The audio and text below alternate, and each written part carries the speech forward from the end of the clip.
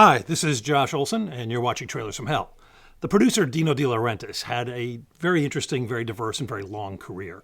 Films like Danger Diabolique, Knights of Cabiria, Barbarella, Serpico, Death Wish, the shitty King Kong remake, The Great Flash Gordon, Conan the Barbarian.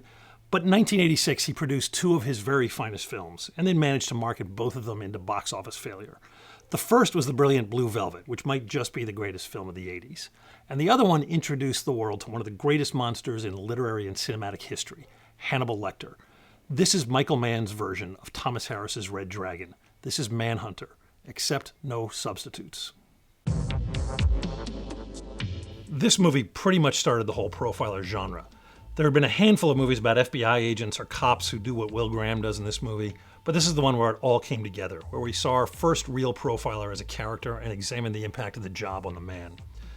Based on Thomas Harris's brilliant novel Red Dragon, the movie was originally going to be called Red Dragon, but Dino De Laurentiis came to the conclusion that people might confuse it with his flop of the previous year, Year of the Dragon, and insisted on the far more generic Manhunter. But Michael Mann was up to the job. He just killed it. It's a brilliant script and a brilliant job of direction. For those of us who'd been fans since his amazing first film, Thief, this was the movie where his promise as a filmmaker came to full fruition. He was doing Miami Vice at the time, and the show was still at its peak. And the look and the feel of that show permeates Manhunter. It may seem dated, but it really works. There are amazing performances in this movie. William Peterson, who'd been in To Live and Die in LA the year before, is incredible. Watching the two films back to back is a lesson in brilliant acting. There's not a single vestige of one character in the other. He doesn't walk the same way, he doesn't even breathe the same way. I don't think William Peterson gets enough credit for his work in those two films. Tom Noonan, who I'd never seen before and probably nobody else had, plays the killer Peterson is chasing, the Tooth Fairy.